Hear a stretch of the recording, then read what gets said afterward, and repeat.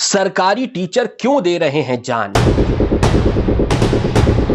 सरकारी school teacher school में पढ़ाएं या फिर घर घर जाकर चुनाव आयोग का डेटा जुटाएं? एसआईआर के नाम पर सरकारी टीचरों पर आखिर क्यों दबाव डाला जा रहा है? सबसे बड़ा सवाल तो यह है। देश के कई राज्यों से इस वक्त एक के बाद एक सरकारी टीचरों की सुसाइड की खबरें आ रही हैं। इन खबरों ने सबको चौंका दिया है। सरकारी टीचर जो कि बीएलओ यानी बूथ लेवल ऑफिसर के तौर पर नियुक्त किए गए हैं और इन पर एसआईआर का काम थोप दिया गया है। इन बीएलओ पर काम इतना ज्यादा है कि सुसाइड तक कर रहे हैं। देश के कई राज्यों से ऐसी खबरें आ रही हैं। केरल, राजस्थान, पश्चिम बंगाल में बीएलओ का काम करने वाले सरकारी टीचरों ने तो सुसाइड तक कर ली है। कई जगहों पर काम का ऐसा प्रेशर है जिसकी वजह से उनकी मौत हो गई है। गुजरात के खेड़ा में एक बीएलओ की मौत दर्ज की गई है, जबकि पश्चिम बंगाल के जलपाईगुड़ी में बीएलओ ने कथित तौर पर सुसाइड कर ली। राजस्थान से 2 मामले सामने आए हैं। सवाई माधोपुर में एक बीएलओ की हार्ट अटैक से मौत हुई, जबकि जयपुर में एक सरकारी स्कूल शिक्षक मुकेश कुमार जांगिड़ ने 16 नवंबर को आत्महत्या कर ली। बताया जा रहा है कि एसआईआर के काम से परेशान होकर सरकारी टीचर ने ट्रेन के आगे कूदकर सुसाइड कर ली। उनके जेब में सुसाइड नोट भी मिला। इसमें लिखा है कि अधिकारी एसआईआर के काम के लिए दबाव बना रहे थे और उन्हें सस्पेंड करने की धमकी दे रहे थे।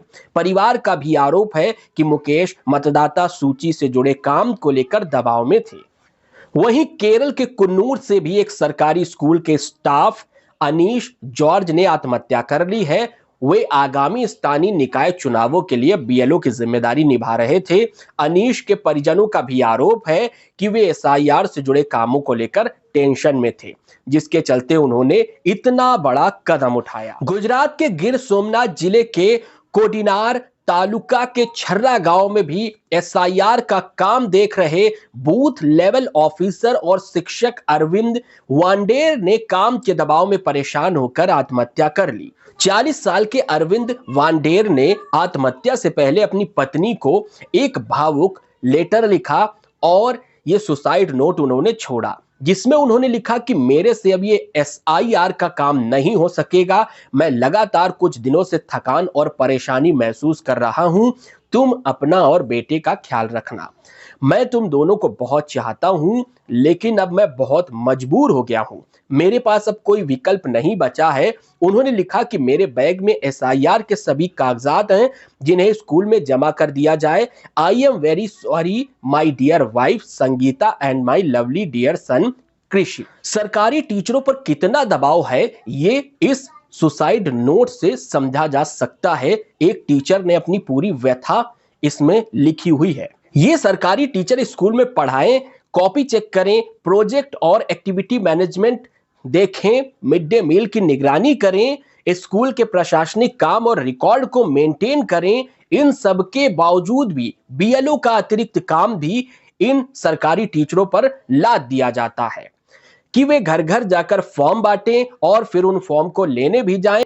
4 नवंबर से एसआईआर की प्रक्रिया शुरू हुई है और 4 दिसंबर तक डेटा जुटाना है, जिसकी वजह से काम के प्रेशर में बीएलओ की जिम्मेदारी निभा रहे ये सरकारी टीचर तनाव में हैं और वे इतना ज्यादा दबाव में काम कर रहे हैं, इतने ज्यादा तनाव में हैं कि वो सुसाइड तक करने से नहीं हिचक रहे। तो कुछ एसआईआर के तनाव में हार्ट अटैक का शिकार हो रहे हैं, किसी को ब्रेन स्ट्रोक तक पड़ रहा है। तमिलनाडु के कुंभकोणम में एक वरिष्ठ नागरिक आंगनवाड़ी जिनको कि बीएलओ नियुक्त किया गया था, कथित तौर पर काम के बोझ से परेशान होकर 44 नशीली दवा की गोलियां खा ली और उन्होंने आत्महत्या करने की कोशिश की। पश्चिम बंगाल के पूर्व वर्धमान में 9 नवंबर को एक बीएलओ की ब्रेन स्ट्रोक से मौत हो गई, जिसे परिजनों ने मानसिक तनाव से जोड़कर देखा। ताजा मामला पश्चिम बंगाल के जलपाईगुड़ी के माल इलाके से सामने आया है। यहां एक बूथ लेवल ऑफिसर यानी बीएलओ शांति मुनि इक्का ने कथित तौर पर लगातार बढ़ते काम के दबाव में मानसिक तनाव के चलते जिंदगी खत्म कर ली। अब तक 28 बीएलओ की मौत पूरे देश में हो चुकी है, जिसके बाद पश्चिम बंगाल की सीएम ममता बनर्जी की ओर से एसआईआर की प्रक्रिया पर रोक की मांग की गई है।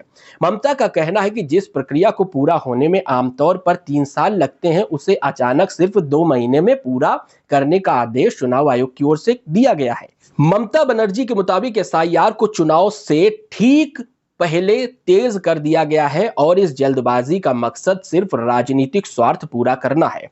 उनका दावा है कि इस वजह से बीएलओ और अन्य कर्मचारी मानसिक रूप से टूट रहे हैं, उनकी जान जा रही है।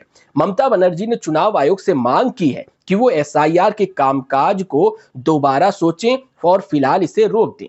उन्होंने कहा कि ये सिर्फ डेटा अपडेट करने की प्रक्रिया नहीं है, बल्कि उन लोगों की जिंदगी का सवाल है जो दिन रात फील्ड में काम कर रहे हैं। तो वहीं ममता बनर्जी की बात को कुछ लोग इस तरह से ले रहे हैं। उनका कहना है कि आने वाले समय में बंगाल में चुनाव है, इसलिए ममता बनर्जी सियासत कर रही हैं। लेकिन हम आपको बता दें कि हाई कोर्ट का फैसला क्या कहता है।